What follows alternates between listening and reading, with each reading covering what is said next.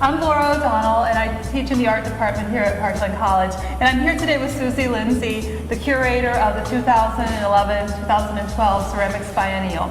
And her choice of artists in the show were people that she was fellow students with many, many years ago.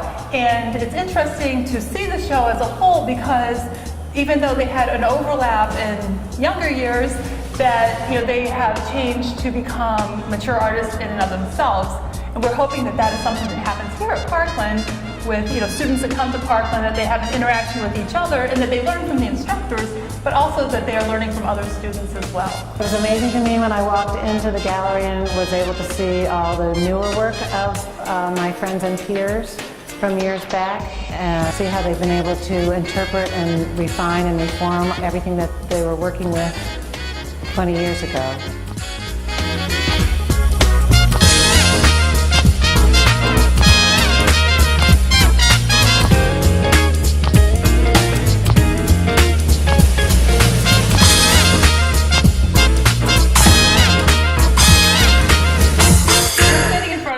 Heron. And Suze has known Doug Heron for over 20 years. Doug does work that is very sculptural looking, but it also references functional things.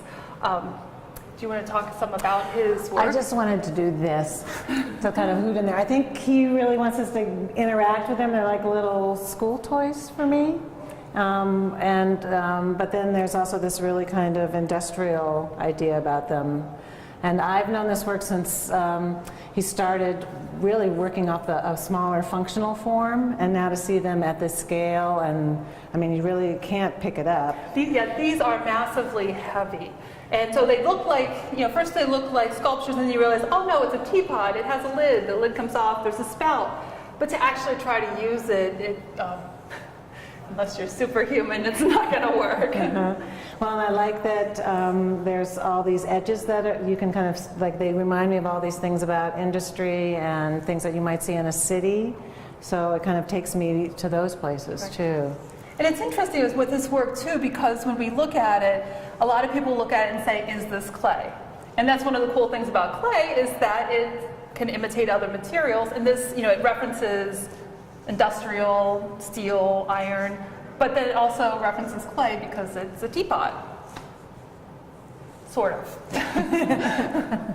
Well, I think Doug has been working, he uses the teapot as a canvas in a way, and I just see them getting more and more playful, but then there's things like when he's looking at these rivets and all these things about industry that also make me think about decay. And living in a city and kind of watching those things in your city start to dissolve away. Catherine Finnerty is another artist that Suze has known for a while, and her work derives from English ware, but on the surface it has these very nice flowery patterns to them and nature to it, but when you look closer there's a lot more going on. Well, I think as long as I've known her work, she's always kind of talked about nature and man in nature, but what I find about these new pieces is that she is looking at kind of what's happening in our political arena, especially what happened in Japan last year with the nuclear fallout after the tsunami. Oh, and this one has the tsunami on it, and then there's also the Fukushima Daiichi plant there as well. But then on the other side, there is Mount Fuji and these little kids holding hands and some little cherry blossoms. So, from afar, you kind of get sucked in because it's so beautiful. And then as you get closer and closer, you start to notice all the little details, like what she's done with the lid on these that kind of represent that nuclear reactor as well. When we look at the shape of the pot itself, it has that kind of nuclear cooling tower, and then the base that it's sitting on looks like very much like water waves, which might be indicating tsunami, peaceful waters or not so peaceful waters. Right, or even just the idea of a cooling tower too. So I love that she's also representing the bark and the things in nature on the handles and on the spouts. And she's always done that type of work, but to see her kind of pull all this into the 21st century has really been quite inspiring for me. And her work also, it has that same edge that it is very sculptural looking. In her case, it is functional though, that you could use these teapots if you wanted to. And you could put biscuits in the tray. This is the work of Jane Schellenbarger. Jane's work is also functional, and when you look at it, you know what it is. You know that it has a function. You know, you can read them as, oh, pouring vessel, covered jar. But could you talk about how she uses different design elements in her work to, you know, it looks on the surface, you think, oh, it's simple, I understand this. But then when you look at it deeper, there's a lot more going on. I think some of the hardest things we make are the simplest. That when you try to take a simple form and make it as elegant, I would call her the queen of spouts. She has always been a very meticulous craftsman, and and the execution of these types of spouts. If you look at the way that they're just kind of attached off the pot, she's to me, maybe referencing things that are made out of metal, or something from some Chinese dynasty, some types of forms of those types of spouts. So not only do we know that they're going to pour some type of liquid out of them, but they're really quite elegant to look at on their own. And the covered jars, I just think I want to pick the lid up immediately. So it's got this nice little metal handle, and I want to go in and interact with it. It might be, there's something that's kind of secretive to me about them, and maybe it's the glaze technique. I think also with the metal handle, then you have this metallic glaze that's on there as well. And this is a circle, and that's kind of a loop shape, and you just want to... And you want to keep something special in there. Another functional potter is Janice Strouder. And her work differs greatly from Jane Schellenbarger's that we just looked at, because Jane's work is more, it's high fire ceramic, it's interested in the nuances of the form. And not that Janice Strouder isn't interested in the nuances of the form, she is interested in the form, but she's also interested in how do you decorate that form. And after knowing Janice again for over 20 years, I've watched her kind of grow out of this Maiolica tradition, but now she's using colored slips and clear glazes, and it really makes everything kind of pop up. Has looked at Iznik ceramics for a long time at Persia, and you can kind of see the way that she's organizing space by looking at those historical pots. And I just think they're just magnificent. The colors just make me so happy. And this is the work of Maren Kloppmann. She's a German artist who's now living in the United States in Minneapolis. And she was making functional forms that were kind of always taken out of the round, working in porcelain, working in this really delicate material. But now I see this work becoming more conceptual and dealing with minimalism and some ideas about modernism, where she's not just talking about the function, but she's mostly looking at form and surface in a very simple way, but a very abstracted way. And it's interesting with her work because you can tell it comes out of a vessel format. That, you know, these, when you look at them, it's like, is this a sculpture? Is this a vessel? I could use it for, you know, such and such, but maybe it's just meant to be a sculpture. So it has these two pieces, especially ride that line between, is it sculpture? Is it vessel? Does it matter what we classify it as? And they also have this very subtle relationship with their decoration. You know, first when you look at them, you think, oh, they're black and white, or in this case, just 2 shades of white. But there's a subtlety as to how the decoration is integrated with the form, so that, you know, the squared shape here has the shape repeated, and then on the back there is a similar thing that is happening, you know, with that shape as it goes across the protrusion that's here. And then this one operates, you know, on a much more subtle level around the edge, and then you even have the overlap, or the very subtle overlap of the 2 layers of glaze that is forming a line right down the middle. So it's simplicity, but everything is very precise. So sometimes being, you know, simplicity, like you said, it's a difficult thing to achieve. And everything feels so soft about them. Like they're, you know, even though she's dealing, like sometimes when I think about modernism, I think about hard edge. And these just feel really soft. I want to interact with them. And I love that this type of vessel can lead to those types of objects that are on the wall. That she can kind of take that idea about volume and kind of make a wall piece.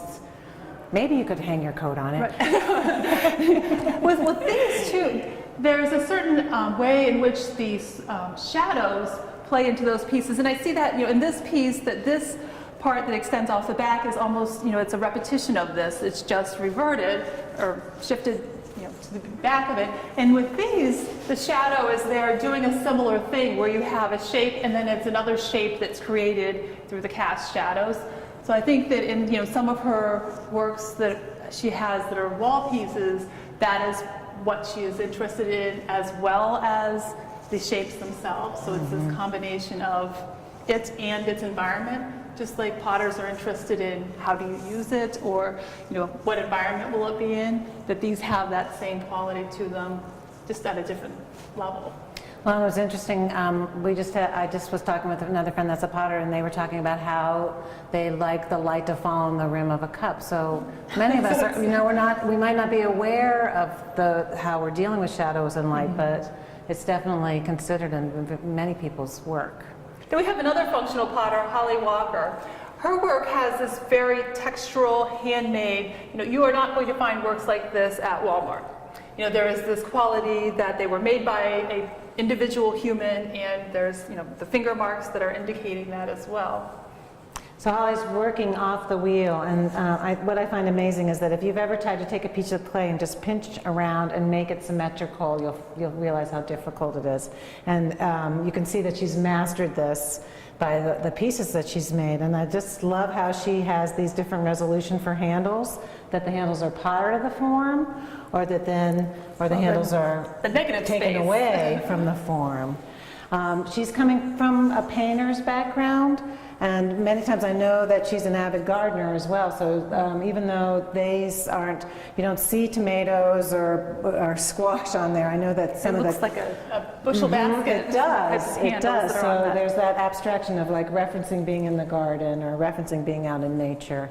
That was a little bit more literal over there because of the petal forms. But definitely, I use these pots all the time. Margaret Bowles is another artist who works with subtlety as well as doing functional forms, that there's lots of details happening in her work, lots of textures.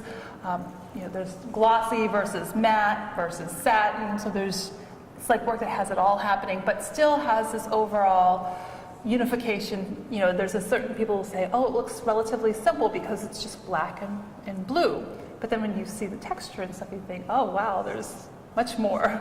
Well, and I love that the pots even though they're they're an odd construction here and there, they're immediately identifiable as to what you might use them for. Like I know that that's a teapot, I know that's a creamer and sugar, and a salt and pepper, that you can carry around with you. So when I've watched Margaret work, it's amazing because all these are hand built as well. So she's working from slabs and working from cones and cylinders, and she can deconstruct in her mind a piece of pottery and then build it back together. I mean, and that also I think has come from years of just working that way, that it's just ingrained in the way that she approaches working with clay. She's also working with these kind of upholstery-like grids, so they're taking me also kind of back to being in a home, being around my grandmother's, especially that set with the roses, with the rose decals. Right, there's a lot of pattern, texture of that, and there's a lot of lattice work, and then the trays that they're on, to me they reference metal, especially this one where it has like the wire that's, but it all has a certain nostalgic quality to it in terms of, this is not contemporary fabric looking, but it has grandma's fabric or grandma's ceramics. I mean, I don't know many people that use pink glaze, but she certainly can get away with doing it. And I think going back to the tray, when I see it black and it reminds me of metal, it also makes me think that it's really sturdy and I can pick it up and move around with it. So it's also giving me like that tactile feeling that I can go ahead and grab it. And there's a sense of confidence that you believe in its quality, that it can do what it says it can do.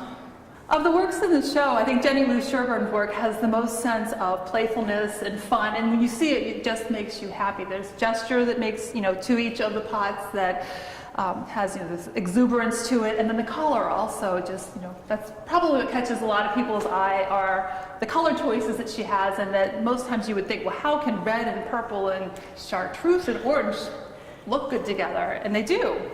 Well, and I think she's just kind of willing to jump off the boat and take those risks with everything that she makes. She really has She has the best laugh, and and I've always teased her about them looking like little Dr. Seuss characters, and that kind of takes me to that point. I know that a lot of her work, though, is about looking. When I knew her earlier work, it was Maiolica and it was painted flowers, and so she just took it a step beyond that and was really kind of studying flower structure. Right. So it looks like she's taking that two-dimensional Yes. form and then bringing that into the shape of the vessel, making it three-dimensional. Yeah, and then I don't know where she gets her color palettes, but she must have some crazy garden in her backyard because they do really seem to work and make people smile a lot when they come up to use them. I love these little parfait cups. So she's going right down to making the spoons, and then the spoons come out, and that's also part of the plant. It's interesting because all of these artists that are in the show, Suze has gone to school with at one point or another, and it's interesting how different the works are, considering there is a certain overlap between her and the various artists. So with Jim Brashear, we have a different aesthetic than what we were looking at before. And really pared down from like the colorful pots of Jenny Lou's and Janice's, and he's working in a wood kiln and getting most of his surfaces from the wood ash and the melting, and so there's kind of this, you never really know what's going to happen until you get the kiln open. I think he's also looking, these remind me of old-fashioned liquor jugs, old-fashioned face jugs from the South. But kind of characterized, and I love that these little details of the faces kind of pull me in. And he named them the Ken and Barbie series, so I'm keeping looking for Ken and Barbie. Well, it's interesting that he looks like he made molds off of them, and they're not what Ken and Barbie we typically think of them looking at, like because they don't have the same color, they don't have the same context. Yeah. But then also with the handles, I noticed that they're kind of referencing a hand too. So, and even with these little lifts down here, it looks like the pots are going to take up and walk away. So like there's this whole lift of these objects that are kind of moving forward for me. Our various artists have different backgrounds that they're pulling from, and that's one thing that ceramics do, or one of the many things that they do, is that they look at lots of works from other cultures and everybody else who is making clay to see what suits their needs. Like Catherine Finnerty, we talked about, she was influenced by English ceramics, that we saw that Jim Brashear was probably influenced by Southern jugs and that sort of thing, that there's influence of fabrics, and it looks to me like Neil Patterson's work has a very elegant Japanese, Korean ceramic tradition that is running through it, but it's not just a replica of that, it's imbued with his own ideas as well. And also this kind of really, especially like in a brilliant glaze palette, I think as well, like you wouldn't see that glaze in Japan. So, and I also am looking, I've known his work for a long time, like this bottle jug, he has these ideas about this line quality, and I see that carried through, this line quality texture that's carried through every single piece that he touches. And a lot of times he'll make pieces and put lines in them and stretch it out. That would be something like that he would make here that was more hand-built, but I see him also doing that, with these things that have more volume to them as well. Yeah, it seems like that subtlety that he has with the lines, but then he also chooses glazes that he knows that are going to accentuate that. So the glaze choice that's accentuating that, and especially with this one, like the color choice, between the green celadon type color that we have in the bottom of the pot, and then with the pink colored handle, the two shades of the pink and of the green, they work just right together. And also the lines that are on the handle work with the rest of the pot. Well, and for me, that's another piece that seems really inviting to pick up. Like I know I could pick up and pour tea from that pot. It just looks very functional and very user-friendly, and I would want to pour from that. That might be an everyday thing. This one seems a little bit more specialized to me because it's so much more delicate, especially the delicate little lid. It's small, and the lid is beautiful on the inside. When you pick the lid up and look at this, there's beautiful, when you're talking about the lines, there's the lines again accentuated with that deep green glaze. So it is beautiful, and of course, I had to pick it up.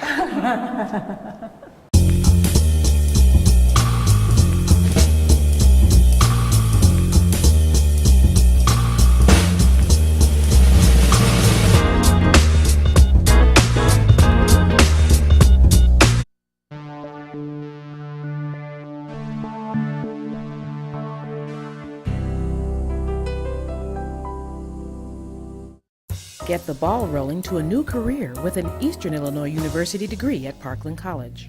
Parkland and Eastern really made it work for me. Now I'm taking Eastern classes on Parkland's campus. I'm working on my bachelor's degree from Eastern without commuting. Thanks to Parkland and Eastern, I'm reaching my goals.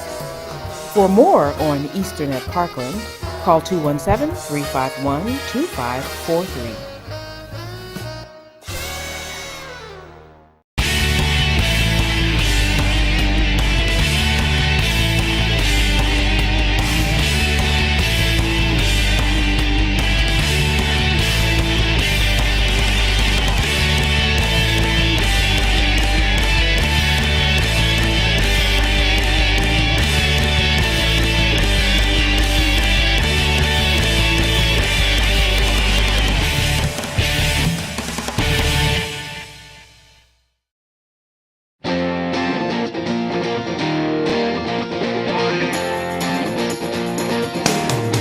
Catch live, play-by-play coverage of Parkland sports.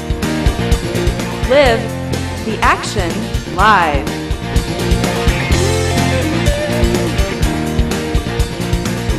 CobraSports.net.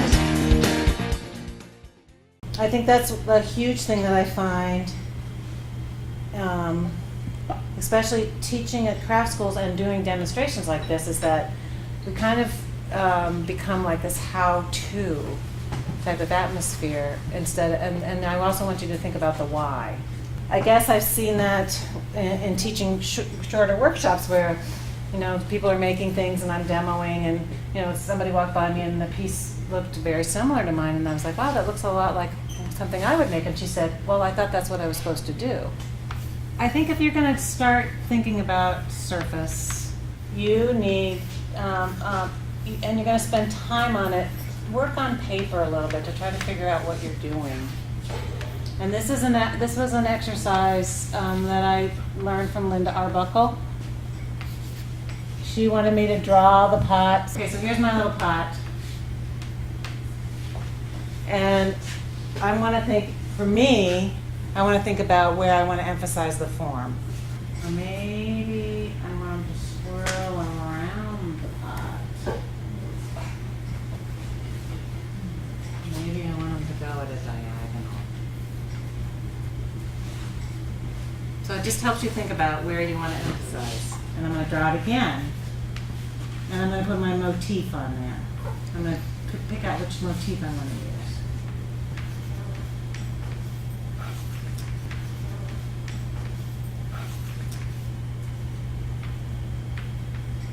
So I don't do this with every single pot, but certainly with the pots that I've spent a lot of time. Do you know fluting and faceting? Okay.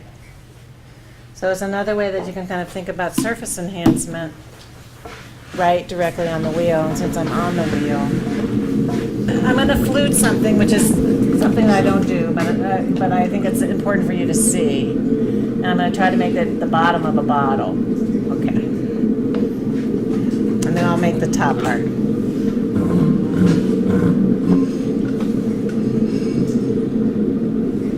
Many times when I'm teaching workshops, it's not usually in something like this where I'm just demonstrating, but if it's a longer term and the students are also working too, I will try things that I haven't done before, and but I'll come home with a new idea, which is really valuable for me because I don't get that type of time to play in the studio when I'm making pots to sell. You know, I kind of, there's security in making things that you know are resolved. But you also have to know how to play too, so.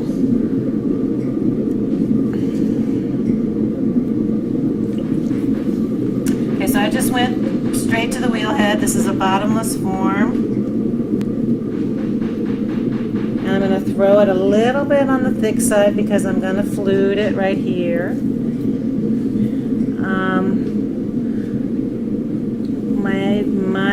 One of my best friends, pottery best friends, is Gay Smith, and she does a lot of fluting and faceting. And we teach together sometimes. This is where I learned to do this, was from her. And I tried it for a little while on some of the bases of some of my pots because it looks to me like a pleated skirt. And I was talking a little bit before about how I thought the pots reflected figure. And then I'm going to take, you can use anything, you know, kind of flat sided like this. And it's a little bit on the thicker side. And I'm going to get my hand behind it. And I'm supporting it all the way up and really pressing into it. And see how I'm standing over the top of it so I can see.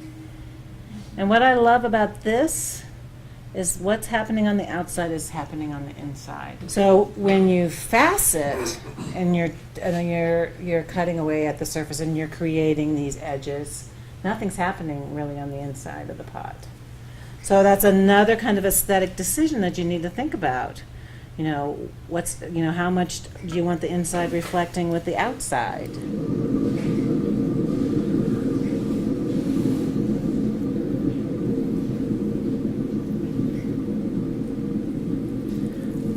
And I think the one thing I always am thinking about is the volume. That I'm making pots to be containers, to be holding things. And I think a lot about that when I'm making bowls. A lot of them are pretty deep.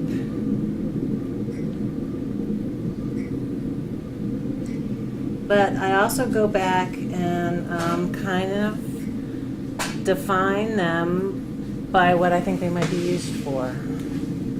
I make a bowl that is for mixing eggs, and I take a spout that I've thrown that's a pretty thick thrown spout, and I cut it in half, and that's the spout for that. I think about making bowls for popcorn, try to make them user-friendly. So I'm going to throw this a little bit wide because I wanted to just dart something for you, and I'll dart the rim on this, which also takes a lot of the volume away. You know, cereal bowls, and I hand build bowls and I throw bowls. If you haven't ever taken a hand building class, I think it's really good to learn how to work with clay, not off the wheel. So all those people that are in the show all started with clay making functional pots. You know, and several of them are still addressing function and are trying to make pots for daily use. A lot of them, are pretty trying to make them approachable, and a lot of those people have kind of stepped away from function to address other things.